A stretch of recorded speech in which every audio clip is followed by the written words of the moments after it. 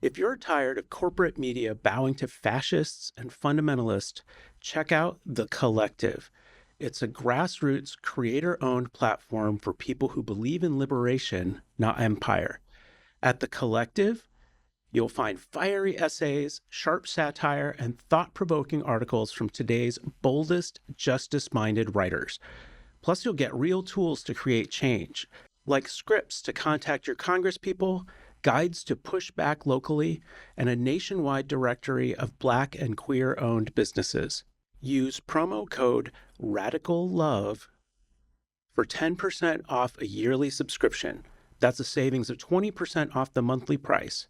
Visit thecollective.com, that's TheQuollective, and become part of something that resists, reimagines, and rebuilds. This is Radical Love Life, an ongoing series of conversations with thought leaders exploring faith outside the boxes, hosted by Mark Dilcomb and Kelly Wilson. Hey, Mark. Hello, Kelly. How are you? I'm pretty good, thanks. Good. Yeah, how are you? I'm freaking awesome as always. Well, and you look freaking awesome. Thank you. You too, my friend. You too. It's good to see you in real life. Likewise. Yeah. We've been spending too much time apart lately. We have, I know, right? Just with all the craziness going on. So yeah, we've been busy. We have. I know you've been busy. I have. I've been working on my manifesto, which is called Unrepentant, our manifesto of queer divinity and sacred justice, which there's nothing provocative in that title at all. It's totally vanilla. Nothing. You really should come out of your shell a little more. I know. It's like Unrepentant, our manifesto of queer divinity and sacred justice. Yeah. So I'm excited to read it. It is. And yes, it is. So it is constructed of 7 movements. Okay. With witnesses. I don't usually hear of something written in movements other than music. It's got a musical. It has it's spoken word, and I wrote it in that kind of context. So this is not. It's not a spiritual autobiography. That's separate. That's something I will do at another time. But this is a focused work on how it really mirrors my own spiritual journey. But again, it's not an autobiography. I take it as a collective and individual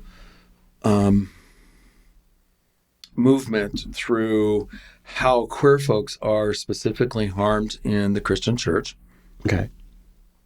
I call it out for what it is. And then I take through these 7 movements what happened to me and how I now live in sacred joy. And that's movement number 7. And but I don't pull any punches. And it's written in, dare I say, a prose. And I did that by design because I didn't want to make it a heavy read. It can be read beginning to end without the prelogue that's there to tee it up, and there's an epilogue. 35 minutes. If you were just reading it, page, flipping, turning the pages. It is really a meditation. Okay. So any one of the witnesses, there are 27 witnesses in the 7 movements.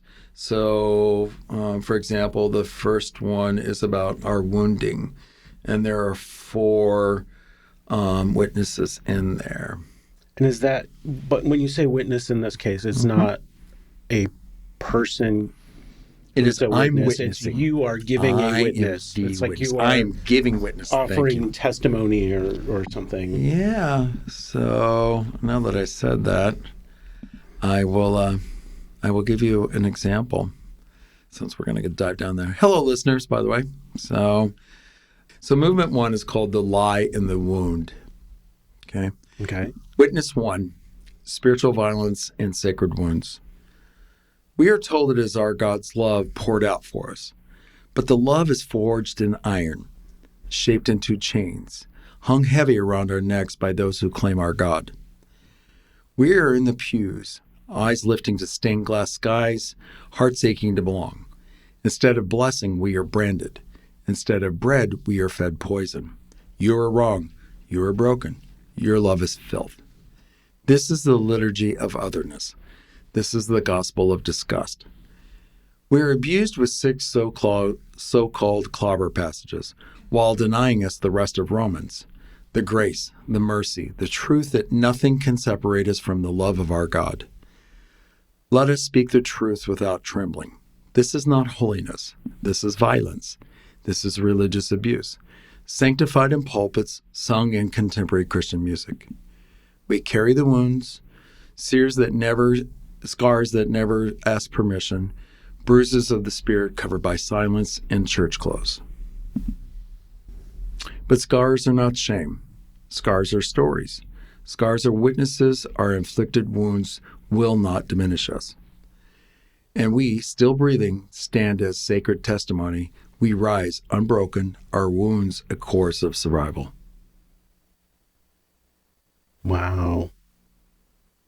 I see what you mean about it being a meditation, because it's very colorful language. It's very evocative, like the iron and the being fed poison. Like it's kind of tactile. It's not like an orderly, like I'm making a logical legal case for this. It's very emotional. I definitely get that meditative feel about it. Like you just kind of let it wash over you and you can feel it. Thank you. And can I read the other one on the other end of this? Yeah. So, and then as we publish, we'll make sure readers know where to get this, our listeners. So movement 7 is called the call to action. And there are 3 witnesses, but I'm going to read the last one, which is witness 26. I said 27, actually. It's 26, so witnesses. You'd think I would know that after spending so much time working on this. This is called Our Sacred Joy. Joy is not luxury. It is our survival. It is our protest. It is our revolution. Some cannot fathom a people who laugh in the face of disgust, who dance in the wilderness, who live joyfully while erased. But our joy is defiance. Our joy is strategy. Our joy is power. Yes, we fight. Yes, we build. Yes, we endure. But we also laugh. We sing. We dance. This too is resistance. We care for each other. We tend our wounds with celebration. We heal our scars with song. So we pledge our joy is sacred. We pledge our laughter is holy. We pledge our love is unrepentant. And we proclaim, our joy will outlast disgust. Our dancing will scatter despair. Our radical love will rise again and again, untamed, unbroken, unstoppable, until sacred joy fills the kingdom. Wow. I love that. That's kind of like, I see the end of the movie, like the parade down the street and the confetti coming down and the band playing and and the language. There's some lovely little twists of language in there. Thank you. Yeah, I want to be careful using the word proud because that feels not right, not appropriate for this. But it's been deeply humbling. But it really is a manifestation of my journey and of my joy and how I do the things that I do in this life now as somebody that is whole, and by the way, whole doesn't mean perfection. It just means I'm whole. Like I'm integrated. I know my strong points and I know my weak points, provided that I'm careful to be mindful of blind spots and look around and think about those things. But this is what I am as Christ made me to be, or our God made me to be. And I am fully fulfilled into that. And when I am like this is who I am manifested into this. But I am also going to call and hold people in account, the people being empire specifically, because I do not, just like in our previous episode where we were discussing who is a Christian and who is not a Christian based on Tim Whitaker's essay on that very subject.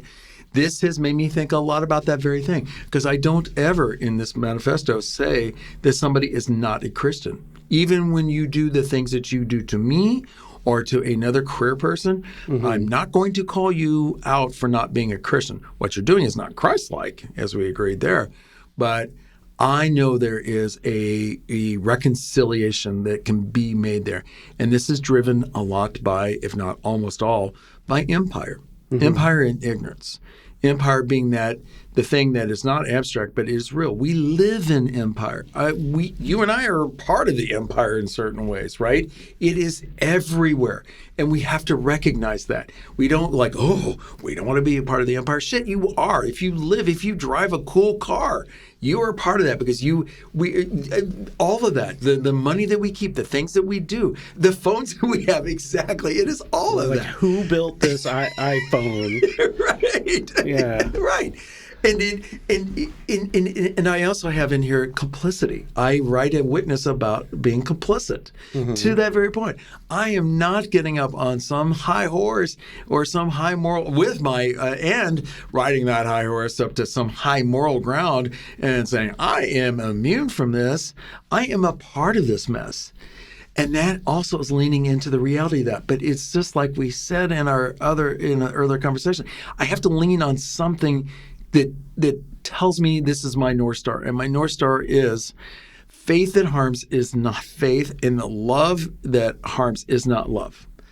And that is tied directly to the two great commandments that are given to us by Christ, is that I am to love my God with my whole heart, and I am to love my neighbor as much as myself, arguably maybe even more. But that's going to be my North Star. And then everything else we can talk through. But ultimately, this is what drives that. And that's inside this manifesto. Gotcha. I'm still all the way back at the beginning of that part of just not coming into a church space and just acting nice, like not coming in and just being like, here's my facade, here's my presentation, but bringing your whole self. Every bit of it. My anger, all my messy anger, all of it.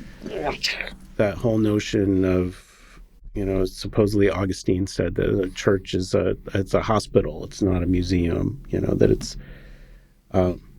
it's a place to bring. Did he say that? Because I don't know if he I really love did, that though. But I'm like, okay, that kind of is powerful because I've never thought about a church being hospital, but it is. People don't just. I mean, we import our beliefs and I guess our religion, our faith, whatever words you want to use, through familial connection. Right? It's a intergenerational experience. But more often than not, when they go away from the church and their connection to whatever they learned,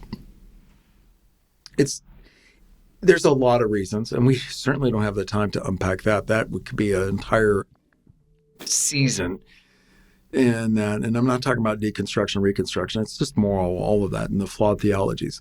My point is, people inevitably will go to church in crisis, and when they are wounded. And that is what I wanted faith community. To me, that's what happened to me. And I was lucky enough to fall into St. John the Divine, which is part of my story. I was still a very angry atheist, pre-sober, like that, and I was hurt. And I knew I was hurt, and I was the spiritual wounding that I had and everything else. And so was St. John my hospital? Yeah, now that you've given me something, a structure, a word that applies to that, yeah, very much it was. And thankfully, it was a healing hospital. Now, for the work that we do at Divine All Along and Divine Spaces is to better equip that hospital so that they know how to triage and treat, there, if I keep in the hospital terms, a queer soul who walks in who has been harmed, and because it is a unique experience for us because we've been battered into, you're an abomination, basically, which that's a word that's used a lot for queer folk. But their love compensated for that. I felt safe there, and it was part of my restoration.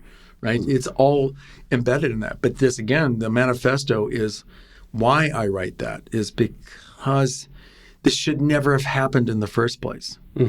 That's why it is a manifesto. It's like What was done to me is not okay. What is done to queer folks, anytime anybody is oppressed or marginalized by our faith, that's not Christ-like.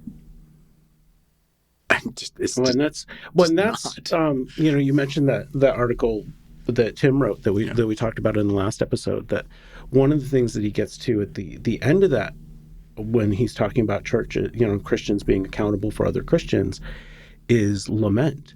That it's not just a matter of, like theological crossfire where we sit down and we argue, how many angels can dance on the head of a pin. Exactly. But that part of being accountable for Christendom is being accountable for its injury and lamenting and repenting on behalf of the church. It's kind of like what a lot of progressives try to do socially in making reparations and trying to dismantle systems that we still benefit from, even if we were not the ones who built them.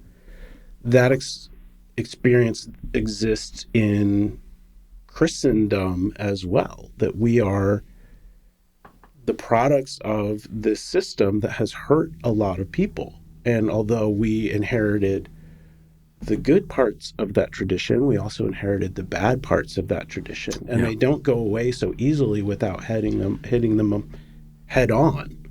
So well said. So now that we're into this, may I read another one of the witnesses that goes to this? Yes, please. This is witness 11, the paradox we bear.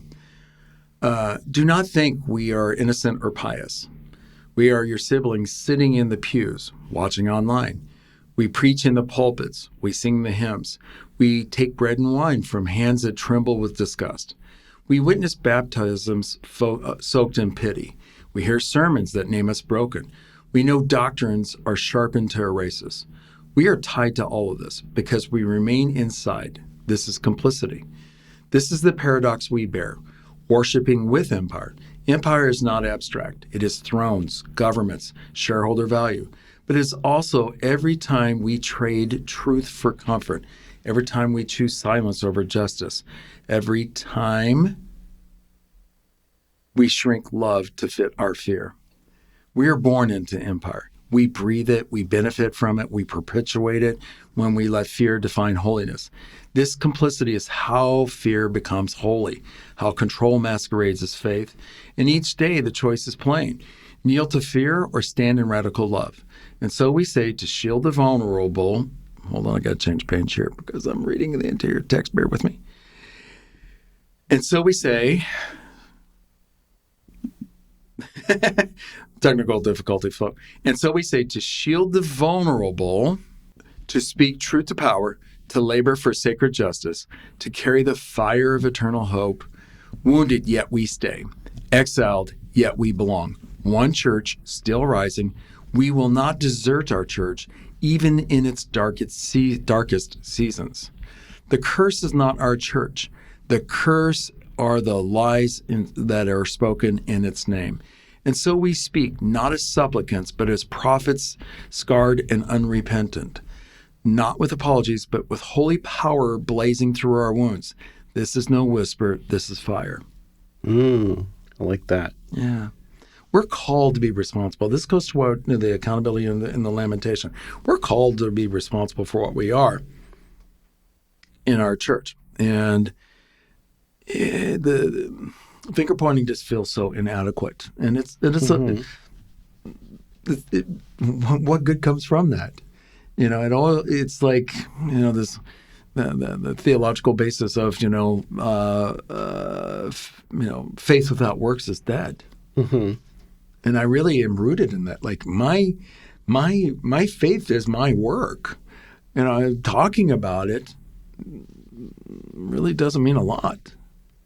It's what right. And they work together. They do. There is at the same time, even if you speak with the tongues of angels, if you do it without love, it's worthless. So there's the.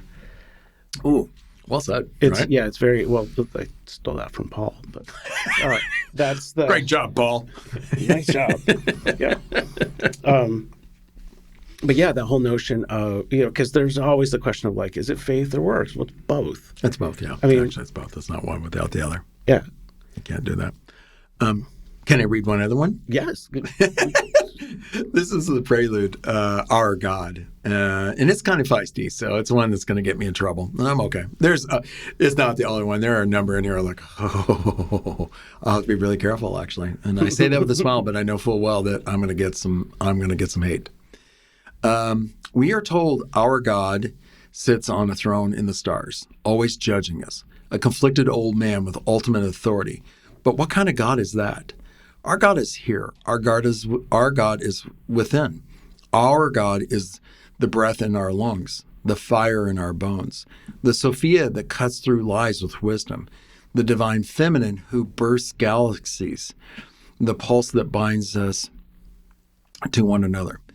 Our God is not theirs to weaponize, not doctrine, not empire, not the shame carved into queer flesh. Our God is you. Our God is me. Our God is all of us, scarred, holy, unrepentant, woven into the fabric of being itself. Our God is both and, infinite mystery and intimate presence, beyond all knowing and nearer than breath, fire that consumes and water that restores, child in a manger and cosmos ablaze, mother and father, soil and sky, silence and thunder, wound and healer, crucified and risen, atheist and theist, the first cry and the final breath. And when the world demands either or, our God is there too, in the tension, in the breaking, in the choice that refuses to divide. Our God is contradiction and completeness. Our God is paradox made flesh.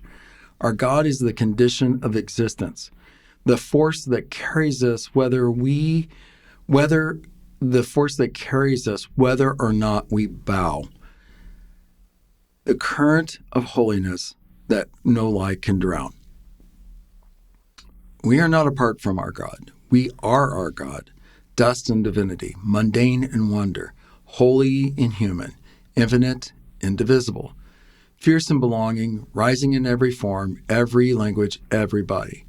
In every moment, every breath, every silence, and every song, in the terror and in the joy.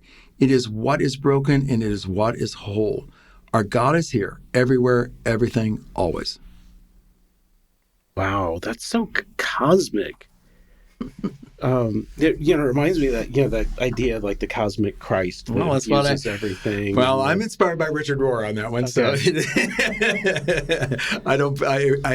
I get this from him. So yeah, I am curious who you see as the audience for this. Well, arguably everybody, but I don't know how that's going to work. I don't know if the folks in the Southern Baptist Convention are going to put this on top of their reading list of must reads. I don't think that's going to happen. Well, and that's kind of where I'm going with that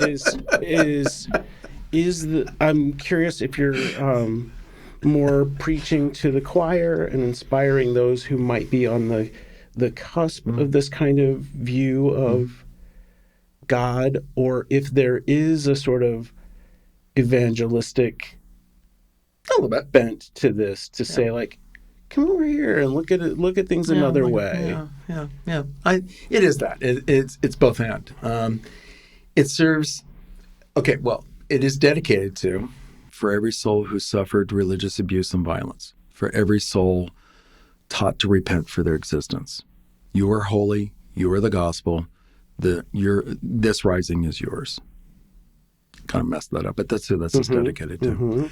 And because I think of I don't know, your kid. Mm-hmm. Is this something that she would read? I would sure hope so. I mean, I had her in my mind. Mm-hmm. It's not. I'm not saying that because you're a beloved friend of mine, but I know your kid, right? Right. And what your kid might be thinking, and it's written to that. It's like, I am telling you, you're holy, and it's not Mark that's telling you this. I'm telling you this as part of our God, as a part of our body of Christ. I have the right to say this. Mm-hmm. Like, it does not have to come from a priest. It doesn't have to come from the Bible itself. this is inspired biblically, right? Of course. But if we did this, we shared our own experience of holiness with others and how they're holy. There's a healing that goes with this. When it feels like it's akin to our mission, as I always picture us kind of like catching people as they're falling out of the church and being like, Yeah. hey, wait a minute. Like, you don't have to, you don't have to just fall out into the abyss. There might be, let's at least slow your fall. Sure. Because as the millions fall out, right? Let's be real. Just, in 2026, there is expected in the U.S. alone to be 30,000 churches close. That's a staggering number. That's all denominations and all forms, and maybe they're already dead or on life support, and somebody's finally just going to pull the plug on that. But we're going to start seeing that because the realities of, the Gen Z, and it's not just Gen Z. It's so easy to just say, well, it's because of them. But it is right now, our faith is so brittle and we're so disconnected from it. And so that's another reason why I'm writing this. It's like, this is one of many things that are out there that shows one person's experience with our faith, with our God, which it is all of our God. We share this God. That's not your God. It's not their God. It's our God. And I do this by purpose in this. Every reference to God in here is our God. I keep hearing that Chance song in my head where they're doing a version of the hymn, How Great Is Our God? Marvin knows it. He knows it. Yeah. So I know that we were just bouncing around on this episode a little bit, and I wasn't prepared because this is not my editor is waiting for a couple of changes to this, but I'm like, this is everything that I'm doing. It really kind of feeds off of this. And I didn't realize that. And this was a project that I've been working on. I was like, I put it off to the side. And, people who are mentors to me, one of which, who you happen to know as well, Justin, just encouraged me that, I should get this out into the world. It's more than just being a public speaker and that, but this really is my witness, done, again, individually, but also collective for what would be, all of us who are hurt by church and who question our wholeness and our divinity and our uniqueness, and all of which is put into here in this kind of way. So, yeah, it's something. Well, it's so interesting that it uses that figurative language because, as somebody who I tend to approach things very intellectually, but I always am drawn back to remember something. This is my very first class in hermeneutics, biblical interpretation, that I took as an undergrad with the fantastic Elfie Raymond was my philosophy teacher, and she said, "You can't fool the imagination the way that you can fool the intellect." Oof. And it's kind of a backwards way of getting into it, but thinking like, you're right. Like if you apply pure reason, you can reason a lot of things, but if you talk about something poetically, there's a way in which you can kind of tell if it's true or not that defies reason. Okay, I have never thought about that, and thank you for sharing that. That's really kind of a beautiful way to take on prose in its many forms. And you're right, because when you apply reason, which requires, as you said, intellectual input, prose like this is not intellectual. This is speaking to the heart. It's all heart driven. This thing is 100, and this was written intellectually, and I knew that it was not right. I actually rewrote the manifesto itself is not new, but I was reading it and I'm like, this is intellectual. I'm writing something that could be, that is, maybe it goes to seminaries. Maybe it's something that gets picked up. Maybe I do a speaking tour on it that from, intellectual point of view, but that's not where it should be. This needs to be driven from the heart. And so that's why this is a complete rework of that, of taking probably, I don't know, it's probably easily 300-400 pages of stuff and distilling it down into what is a total of, I believe, like 80 pages spaced out. So it's very small. So if our listeners are curious, their appetite is whetted. They're like, Mark, I want more. Where can I find out about this manifesto? What's the progress of it? Where do I get more? So we're recording in late October. The intent is that this will get out into the world by Thanksgiving, if not a little bit earlier. So let's put that as a marker by the end of November. And there's no publisher behind this. It's going to be self-published through Lulu. So, because I know it's a work that I can't take to some of the very publishers that we know. Like I don't think Westminster John Knox is going to publish this or Broadway. They're going to like, you know what, this is not the right thing. So I'm answering your question. It will be that I'm going to. I'm doing this through Lulu and an editor, of course. But for this round, we'll be going out there. So you need to follow me on my website, markdilcom.com, and I will make it available with the links to purchase both a print and a electronic of this as well.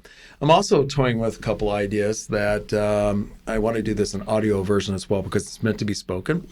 And I'm thinking that I might ask folks that are near and dear to me to actually be guest readers of the different witnesses and make that into the piece. So cool. I think that would be really kind of neat. All right. Yes. Well, thank you for sharing all this work in progress. This is is it even still in progress? It's just kind of like it's tweaking like words now. Okay, yeah. It's pretty much baked. So at this point, if this was the Great British Baking Show, I am now into my final minute before I have to show it in front of Paul and Prue. So. Okay, all right. And then you'll be ready to help me finish my cake over here. Yes, exactly.